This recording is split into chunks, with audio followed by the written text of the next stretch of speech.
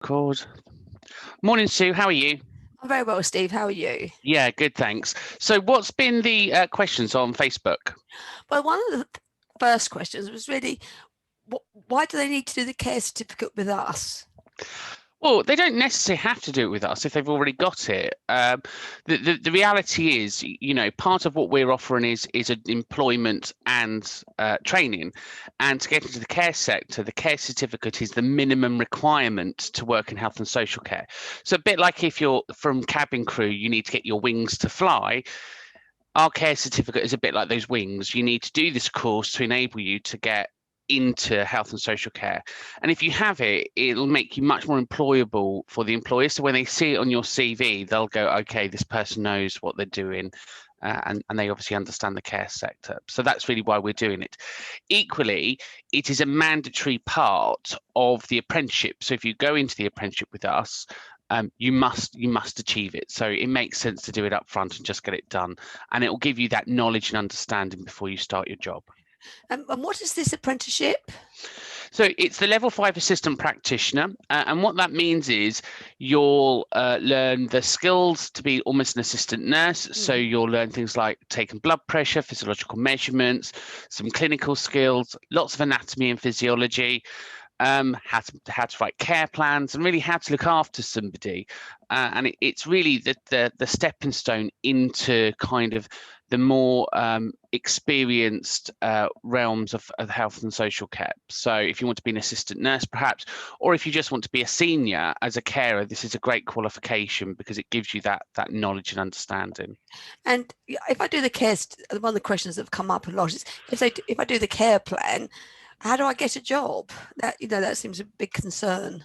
So obviously the whole point of this is about new careers, and by doing the care certificate, as you're doing that process, you'll be supported by Sue, to obviously gain an understanding of the sector. You'll be supported in kind of applying. So you'll be given some interview techniques and tips, kind of some frequently asked questions, and then we'll obviously help you find an employer that's going to support you through the apprenticeship. And that's the important part in this jigsaw.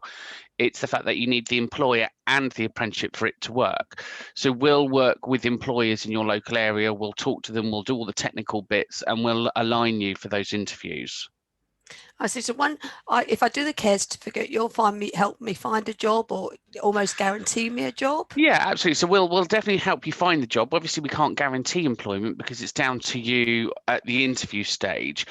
However, if you're hitting lots of brick walls, then there are other alternative routes that we can talk to you about nearer the time. But the reality is, I've not known anyone yet not to secure jobs in health and social care with the transferable skills that crew or the hospitality sector has. And if you've done the mandatory training, you're already going to be one step up on that CV pile from other people. And when I start working, is it a care home or? So it can be any job that's in the area. I mean, the reality is we've all got lifestyles, and health and social care isn't a Monday to Friday 9 to 5 job. Just like the travel industry, it's 365 days a year, and 24 hours a day. So the reality is it really depends on what you're looking for to what the best job match is going to be. If you're a working parent and you need that flexibility, then things like home care is really good because you can get flexible hours, or residential homes where if you're available to do shift or road work, then maybe a hospital or a nursing home because they're quite strict on the hours and the times that you can work. So again, it really is personal centered. It's down to what best suits you, and then we'll have a discussion about the right career choice and the right kind of area to earn and learn. If I once I get my care certificate and I start this qualification, will I get much support from yourselves or from the home? Yeah, so it's the way it works is you'll have a mentor in the workplace, and that's why it's important we help you secure those workplaces, because we will have already discussed the employer's responsibilities. And then with us, you'll have your weekly classes that are online and remote, and then you'll have one-to-one time as well. So you'll be appointed a mentor, and you'll have your tutor to help you with the essay work and the writing. And then obviously in the group, we'll have a peer group and our IT stuff. You can chat in forums and talk to your other classmates in there as well. And how long does it take for me to get this qualification? So it really depends on you. It depends on how many hours a week you're working with the employer. So again, this isn't a factory line qualification. It really does tailor around your lifestyle. If you're working full time, it can take anywhere between 12 and 14 months. If you're working part time, it can take up to the 18 months, up to 2 years. So it really depends on what your commitment is. And obviously it depends on how quickly you do your essay work. You know, as long as you keep up with everything, we'll get it done. You know, most people that do this course are doing it because they want it as an access into university, or they want it for a progression reason. So they've got fixed goals. And that's really important, that when you have your interview with myself, we talk about your fixed goals so we can get that pathway for you at the beginning, so we're all clear about what it is you want to achieve and how quickly you want to achieve it. Okay. And at the end of the 18 months or 2 years, whatever it was, I get this is one of the other questions. They get the qualification, and what does that mean? So they get lots of stuff at the end of it, actually. They end up with your care certificate. You'll end up with 52 module certificates. So for CPD, you'll end up with your DBS. So that hopefully you should register with the Data and Barring Service, so that's transferable.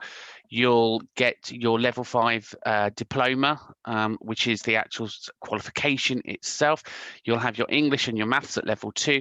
And if you pass the input exam, you end up with your apprenticeship frame certificate. So you actually end up with a whole folder full of qualifications. When you obviously finish, then that's, you know, your next step is entirely up to you. Your progression route is there. You know, what this does is it makes you industry and career ready for that job and for a future, and you're pretty much future proofing your career and your life, because there is always going to be jobs in health and social care. The question is, you know, are you more of a leader than necessarily a follower? And most people that want to do this qualification are people that really do want to lead and move forward.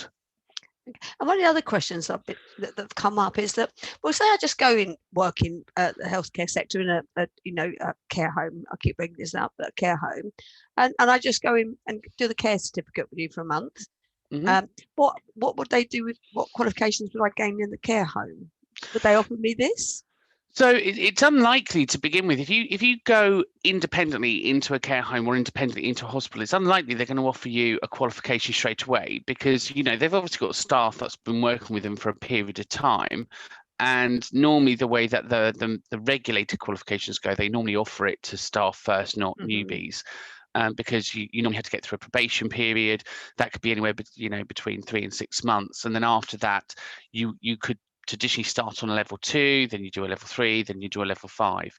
The idea of this is because of the experience that people have, they're able to start at the higher level and just go straight in. So where potentially if you started from scratch yourself, that could take you maybe 2 or 3 years to achieve your goal. With this, you're going straight in, and obviously you're fast tracking your RPL in. So that recognition of prior learning and experience takes place, so it gets you in there a little bit quicker. Oh, that's fantastic. That's all the questions we've had so far, and obviously maybe we'll get together and discuss some of the other sectors that have come up as well, if that's okay with somebody. No worries, Sue. All right, thank you. Lovely. Thank you for your time. Take care. Bye. Thank you.